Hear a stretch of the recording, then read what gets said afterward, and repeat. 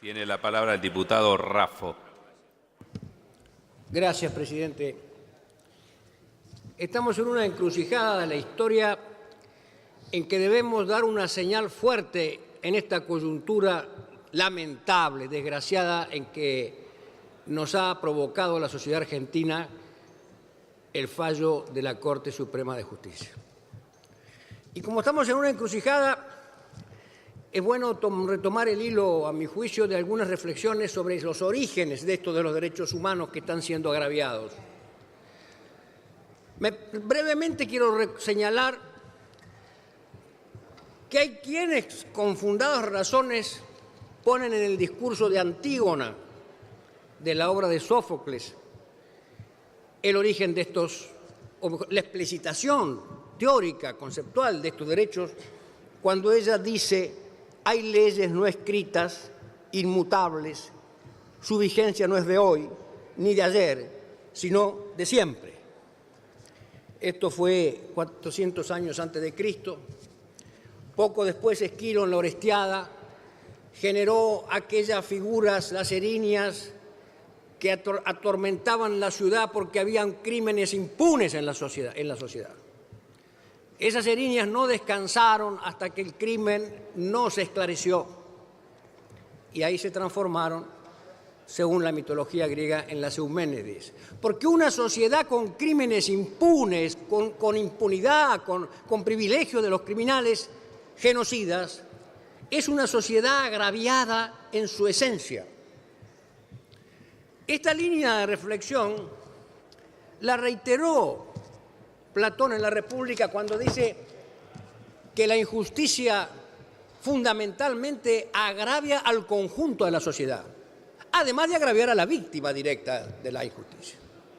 La lesión que hizo la dictadura militar, los genocidas, torturadores, secuestradores, mutiló a la sociedad argentina, sometió por el terror a la sociedad argentina, alteró las reglas del razonamiento del sentido común,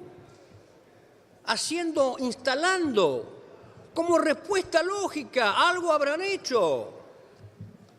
O cuando la dictadura dice: no los busquen porque no los van a encontrar, y me ofendo si me preguntan. Era la confesión del crimen, la ley de autoamnistía, llamada ley de autoamnistía, que afortunadamente fue oportunamente derogada, anulada por el Congreso de la Democracia de los Argentinos. Entonces, estamos ante un hecho que nos agravia a todos, presidente. Porque agravia la justicia, porque viene a favorecer el crimen. Bien lo señaló el diputado Daer y otros diputados preopinantes: son crímenes diferentes. Todos los delitos prescriben, menos estos. Todos los delitos pueden ser amnistiados, menos estos. ¿Por qué? Por la gravedad institucional, la gravedad social, la magnitud del crimen, la naturaleza de ese crimen. Por consiguiente, la Corte nos ha agraviado a todos, la mayoría de la Corte que firmó esta sentencia. Es verdad, lo dijo el señor Oliver Wendell Holmes, ministro de la Corte norteamericana, famoso en los años 30, la Constitución y las leyes dicen lo que los jueces dicen que la Constitución y las leyes dicen. Así que no me vengan con que estaban algunos jueces presos por la ley o encuadrados en las palabras de las normas, porque se enseña en las escuelas de Derecho Natural, del positivismo kelseniano, en la teoría ecológica, la teoría tridimensional del señor Wendell Goldsmith, el sociologismo norteamericano, todas las escuelas de derecho enseñan y saben que los jueces no es verdad que están presos por las palabras de la ley. Y todos sabemos que los jueces pueden hacer barbaridades con las palabras de la ley. Hay un caso famoso de la Corte norteamericana que se llama Dred Scott, del año 1858-59, que la Corte dijo, planteado un caso de libertad de un esclavo, que las personas de raza negra no estaban amparados por las garantías de las enmiendas de la Constitución, porque no eran personas, eran cosas. Habían sido introducidas en Estados Unidos en la categoría de cosas. Y por consiguiente no se podía imaginar que una cosa fuera libre, porque una cosa era de propiedad de su propietario. Fue uno de los detonantes de la Guerra Civil de 1860.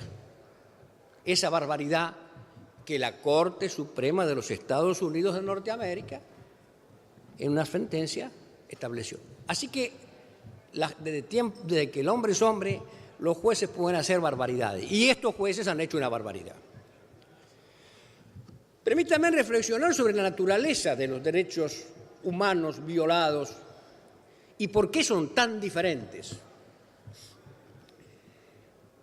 Desde el punto de vista teórico, lógico, formal, todos los derechos son humanos, porque no hay derecho de las cosas.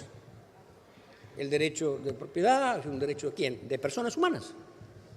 El derecho de transitar, todos los derechos. Pero la expresión derechos humanos se acuñó axiológicamente para enfrentar el agravio a ciertos derechos hechos desde el Estado, hechos de la impunidad del Estado, ejecutados con las armas del Estado, encubiertos en los cuarteles con las banderas del Estado y los escudos de los argentinos. Creo que está pendiente el desagravio a nuestros símbolos patrios por haber sido hecho flamear o presidir edificios donde se violaba, se torturaba, se asesinaba, se secuestraba. Hace muchos años unos jugadores de rugby se robaron una bandera de un edificio público y se les hizo desagravio a la bandera en todas las escuelas del país. Todavía no le hemos hecho a la bandera de los argentinos y a su escudo el desagravio por haber sido usadas para amparar aguantaderos de criminales de delitos de lesa humanidad. Así es que todo el agravio a un derecho debe ser reprobado, todo agravio a un derecho debe ser castigado, pero el agravio a un derecho realizado por quien tiene la obligación de tutelar el derecho, ahí está la violación de los derechos humanos. Ahí está el crimen, lo aberrante de este tipo de crimen. Y esto es lo que ha venido a agitar las aguas, el fallo de la Corte. El principio de ley penal más benigna no es un principio constitucional, es un principio del Código Penal. Si bien es cierto que el artículo 9 del Pacto de San José de Costa Rica recepta este principio, pero también es cierto que una gran injusticia, y ya lo dijeron acá, es tratar como igual a lo que es desigual. Entonces, el crimen, el delito contra los derechos humanos no puede ser amparado en la mitigación de la pena por una ley que fue pensada, regulada y establecida no para estas violaciones de derechos. Y que yo coincido que está bien esa ley, porque la prisión preventiva es una excepción, una grave excepción al principio de inocencia y a que nadie puede ser detenido sino en función de una sentencia y un castigo. Acá, mientras se sabe si sos o no culpable, te tenemos preso y hay motivos para hacerlo. Se puede fugar, se puede entorpecer la investigación del delito. Esta Cámara, que en el 2014 y el Senado modificaron el Código Procesal Penal de la Nación y establecieron límites y regularon el tema de la prisión preventiva. Y establecieron los 2 años.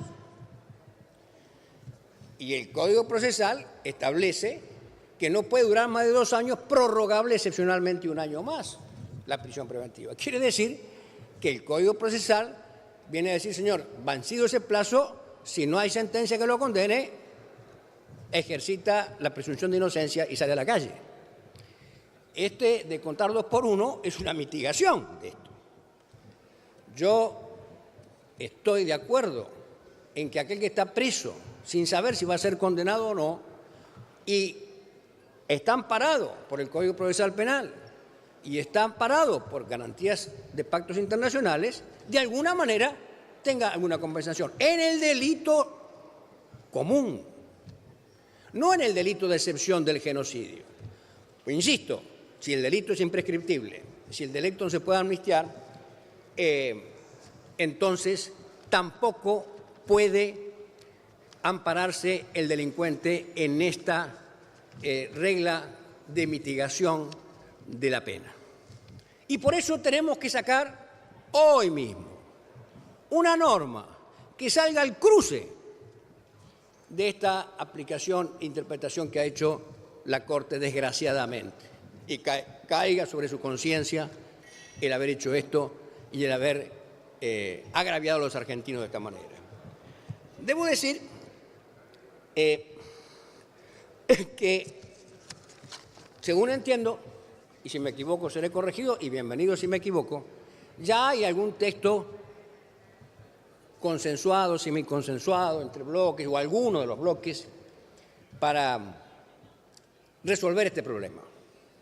Obviamente que creo que todos queremos enfrentar esto y hacer una norma que sirva.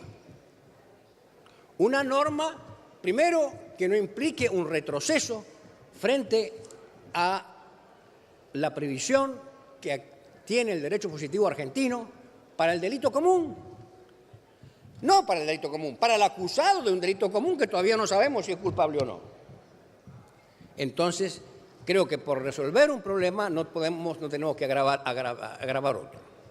Y además, yo tengo, insisto, una versión, ojalá que se pueda corregir, cuyo artículo 3 dice: lo dispuesto por los artículos anteriores y la interpretación auténtica del artículo 7 de la Ley 24.390, derogado por la Ley 25.430, y será aplicable a las causas en trámite. No, ¿solo las en trámite? ¿Solo las en trámite si están excluidas de esto? ¿Los condenados no? ¿Los que están cumpliendo condena están fuera? No. Yo solicito entonces que cuando redactemos y hagamos el consenso final y votemos, tengamos en cuenta no retroceder en las garantías que ya nuestra legislación da de conformidad con los pactos internacionales de derechos humanos. Cortar esta interpretación de la Corte que permite aplicar este beneficio a delitos de excepción que nos han agraviado a todos y cuyo no castigo como corresponde implica el huevo de la serpiente para que se pueda repetir. Y me señalaba acá el diputado Pitrola a mi lado también, cuidado, los nuevos delitos, no solo las causas condenadas, las trámites, las condenadas y las futuras que pueda haber de delito de genocidio. ¿Por qué las futuras causas de genocidio van a poder invocar esta interpretación de la Corte? Ninguna, ni las en trámite, ni las pasadas, ni las futuras, ninguna. Si no hacemos esa norma, que sea eficaz, que no implique retroceso en las garantías y que Corte salga al cruce de esta desgraciada interpretación y decisión de la Corte, creo que habremos cumplido con lo que la sociedad espera de nosotros y mañana va a refrendar en la marcha, creo que todos debemos ir. Gracias, presidente. Gracias, señor diputado.